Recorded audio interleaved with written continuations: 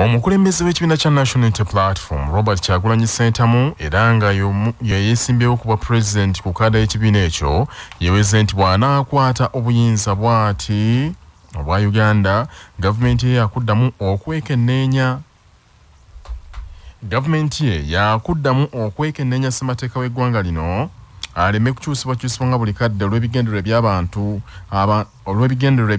abalubatu nnyo abeenoonyeza ebyabwe. Kyagulanyi Ssentamu asinzidde ku butaka gy'azaalwa e Kanoni Gomba n'agamba nti ssemateeka w'eggwanga alina okuzzibwamu ennyingo ezzaawo ekkomo ku bisanja by'omukulembeze w'eggwanga. Omukulembeze afuga ebisanja 2 byokka alekere abalala so nga ekkomo ku myaka gy'omukulembeze w'eggwanga nayo gyakuzibwawo abantu balemenga kufuga bannayuganda okutuuka okubafiirako obufiizi.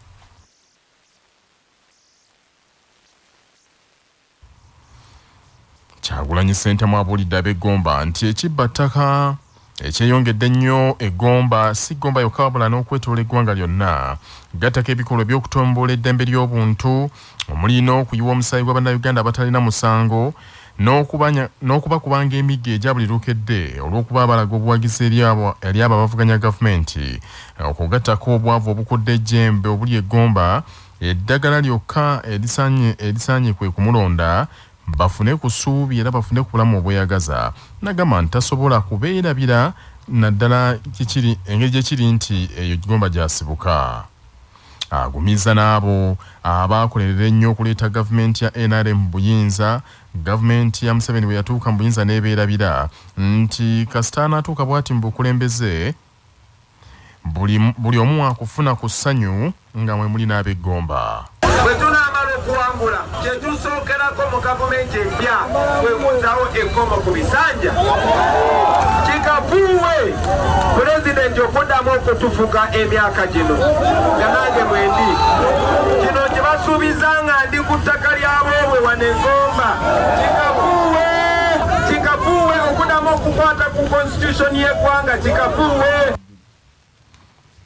Kyagulanyi Ssentamu era asuubiza ab'eggomba nti ebikolwa ebizeewo gambanga okubanyagako ettaka lyabwe nabyo baakubifuuwa mu ng'ombe. Abantu b'eno kwe twaleeta Museveni mu buyinza nze jjajjange omugenzi Yozefu Walakira yali musajja mugagga abamu bakyali bange balaba ennyumba yange ne balowooza nnungi naye jjajjange yali munnya ng'ezange ne bagikuba ne bagimalawo kubanga yali atereka abayekera ba Museveni. Bwe twali tuziika kitange abamuziika mwaliwo nga Kasirye Gwanga babuulira ti Ssentamu ye abasomeranga emmere. Kyagulanyi akyali mu disitulikiti y'eggomba eyo gy'anaava yolekere ey'Essembabule. Ono ayiseeko ne ku butaka gy'azaalwa e Kanoni ng'eno nno bamusabidde n'okumuwonga eri omutonzi amukulembere atuuke ku buwanguzi.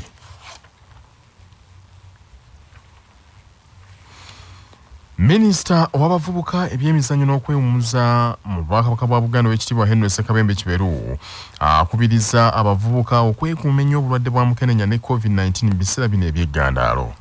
Ekitongole ky'ensi kyonna ekirwanyisa mukenenya ki UNAIDS kyalonda nnyinimu Ssaabasajja Kabaka wa Buganda Ronald Mwenda Mutebi II okubeera omumuli ogw'okulwanyisa ekirwadde kya mukenenya wano mu Uganda ne Africa yonna nga n'olw'ensonga abavubuka basaanye okukulemberamu olutabaalo olw'okwekuuma olunnabe luno. Wano nno Oweekitiibwa Ssekabembe Kiberu asinzidde n'akunga abavubuka okwekuuma ennyo ekirwadde.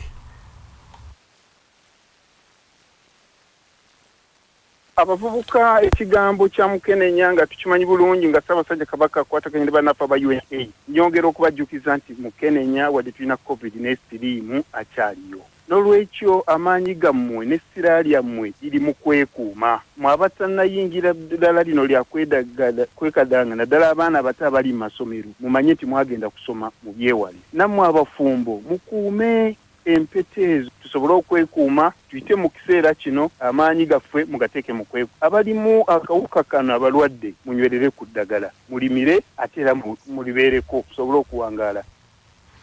Abawadde amagezi okukuuma emirembe kati mu kiseera kino nga beeteekerateekera okulonda.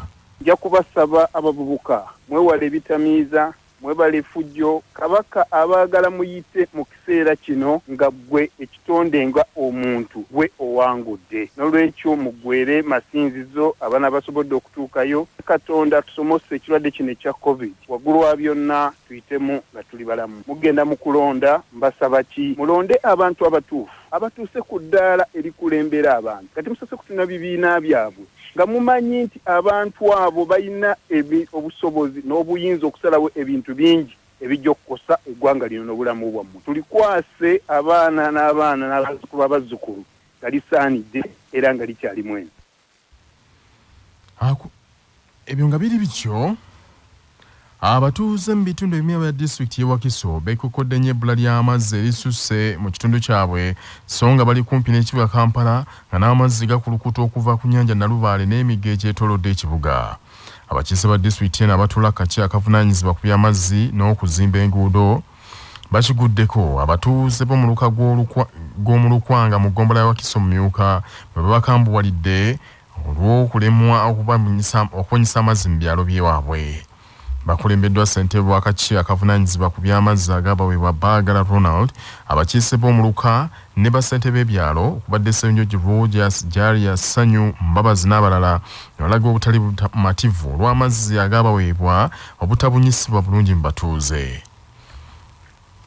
Wabula abakiise bano abakulembeddwa Sarah Kasule nga ye ssentebe w'akakiiko kano mu nsisinkano n'abakulu bano ku luzzi awaateekebwa ebyuma by'amasannyalaze g'enjuba era wali oluzzi agambye nti ekizibu kivudde ku bungi bw'abantu abeeyongedde nnyo mu disitulikiti y'e Wakiso.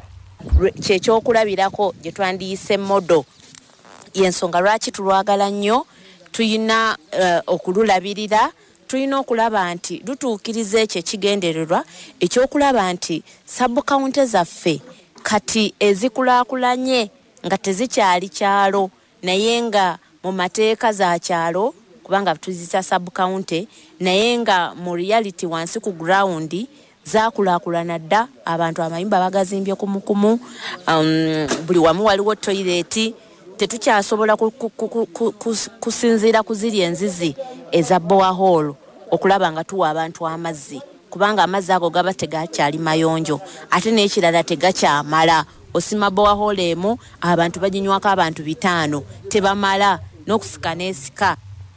Akulira eby'amazzi mu disitulikiti wa Kisongini ya Isaac Galabuza asinzidde wano n'alaga ebigendererwa bya disitulikiti nti kwe kulaba nga bataasa abantu endwadde era baagala okulaba nti amazzi amayonjo gatuuka ku buli muntu mu disitulikiti yonna. Pulojekiti eyo yawemmente ensimbi okunukkiriza mu 7 kakano tennatuusibwa ku bantu ababeera ddala 1,000 omulamba era kino kye kituma abakulembeze mu kitundu ekyo.